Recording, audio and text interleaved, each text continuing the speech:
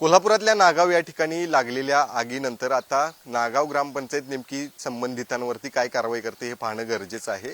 कारण मोठ्या प्रमाणात त्या ठिकाणी प्लास्टिकचा साठा, ज्वलनशील पदार्थ त्या ठिकाणी होते आणि संपूर्ण गावाला त्या ठिकाणी प्रदूषणाला सामोरे जावं लागलेलं आहे। या संदर्भातच बोलण्यासाठी डेप्युटी सरपंच आहेत आपल्यासोबत, शिवाय गावातले काही पदाधिकारी देखील आपल्यासोबत आहेत, ग्रामस्थ आहेत।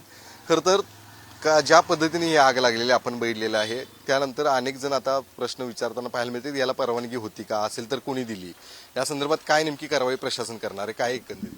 प्रथमतः कसं आहे, काल दुपारी 2-2:30च्या दरम्यान आम्हाला फोन आला की आपल्या नागाव हद्दीतील हायवे लगत असणाऱ्या संभाजीनगरमध्ये एका प्लास्टिक गोडाऊनला आग लागलेली आहे। ते म्हणजे आग इतकी भयानक होती की जवळजवळ तिथं 200 ते 250 टन मटेरियल, रॉ मटेरियल जे प्लास्टिक वेस्ट होतं ते सगळं होतं। आणि आगीचं कारण अद्यापही आम्हाला समजू शकलं की कशामुळे ती आग लागली, पण आग लागण्याचं कारण तरी अजून कळालेलं नाही। अशा प्रकारे जे इतकं भयानक होतं की त्याचा धूर आणि धुराची लोट जर बघितली तर अखंड गावावर असं म्हणजे दिवसा रात्रीचं सावट पडल्यासारखं झालं। मग आम्ही ताबडतोब प्रशासन तिथं आम्ही धावून गेल्यानंतर आम्ही कोल्हापूर महानगरपालिका असू दे, इचलकरंजी नगर परिषद असू दे किंवा पेठ वडगाव नगर परिषद असू दे, यांच्या गाड्या ताबडतोब आम्ही पाण्याच्या अग्निशामक दलाच्या गाड्या आल्या, जवान आले आणि त्याबरोबर त्यामध्ये असणारे प्लास्टिकचे ड्रम असू देत, काही ॲसिडचे ड्रम होते, 1-2-3 सिलेंडर होते। हे आमच्या गावातील कार्यकर्त्यांनी धाडस करून त्यामध्ये आत उतरून जाऊन ते आपल्या स्वतःच्या जीवाची पर्वा न करता त्यांनी ते ताबडतोब बाहेर काढलं आणि ताबडतोब आम्ही आग विझवण्याचा प्रयत्न केला।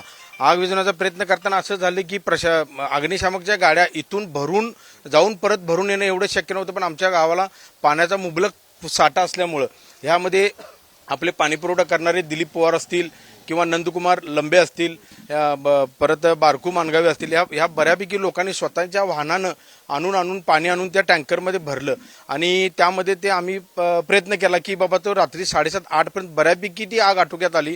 अजून देखील आजचा दिवस जरी बघितला तरी असं आहे की आज देखील गावावर पूर्ण अंधाराचं सावट आहे आणि अजून देखील धुराचं असल्यामुळे लोकांना ह्याच्या गावातील लोकांना, नागरिक तिथल्या जवळच्या लोकांना तरी तो त्रास व्हायलाच लागलाय, पण नागरिकांना गावातल्या सुद्धा श्वसनाचा त्रास व्हायला लागलाय। आता आम्ही प्रशासन मार्फत आता असा सर्वे करणार आहे की बाबा ह्यांच्या मोकळ्या जागा होत्या, पण ह्यांना व्यवसायासाठी परवाना कसा दिला आणि त्यांनी व्यवसाय परवाना घेताना त्यामध्ये कुठल्या पद्धतीचा उल्लेख केला की आम्ही कुठला धंदा करणार आहे, हे जर त्यांनी त्यामध्ये त्यामध्ये घातलेलं नसेल तर महत्त्वाचं काय साहेब की MIDC जवळ लगत असल्यामुळे ट्रान्सपोर्टेशन सोपं पडतं, सगळं पडतं। त्यामुळे नागाव फाट्याचे 4 भाग पडतात, नीलम हॉटेल, संभाजीनगर, मेन नागाव फाटा, अशा पद्धतीने तिथं गोडाऊनचे म्हणजे साम्राज्य जास्त आहे।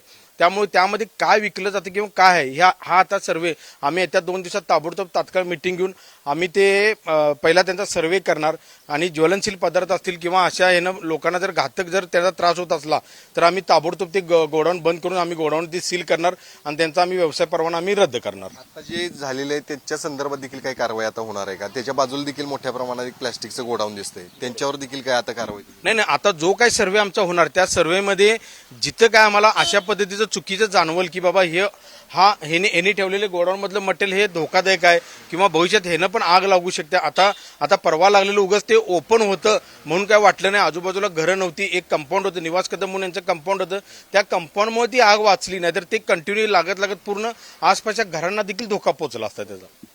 खरं तर एवढं सगळं तुम्ही आता ग्रामस्थ म्हणून बघताय, किती मोठ्या प्रमाणात प्रदूषण आता काल झालेलं आहे आणि आता तुम्हाला याचा त्रास देखील आता झालेला आहे, तेव्हा कारवाई झाली पाहिजे असं वाटतं?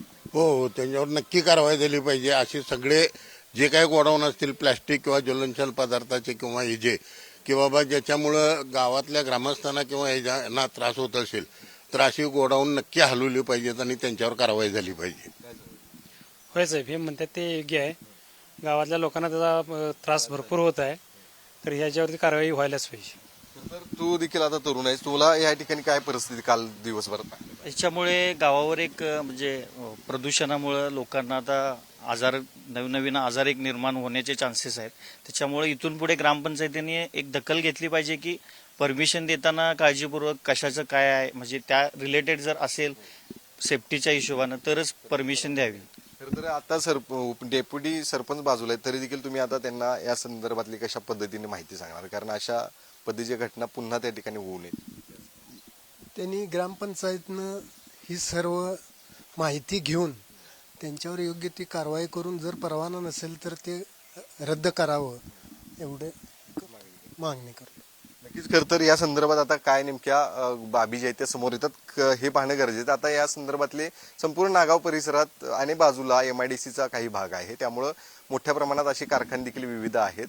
त्याचा देखील त्रास जो आहे तो इथल्या नागरिकांना नेहमीच होत असतो. मात्र हे जे प्लॅस्टिकचं गोडाऊन त्या ठिकाणी स्क्रॅपचं होतं ते त्या ठिकाणी विनापरवाना असेल तर अशा पद्धतीचे आणखीन किती आहेत आणि ते असतील तर त्यांच्यावरती पुढे जाऊन प्रशासन इथलं ग्रामपंचायत काय कारवाई करणार हे देखील पाहणं गरजेचं आहे. कॅमेरामन ओंकार वळवडेसह शेखर पाटील, पुढारी न्यूज, कोल्हापूर.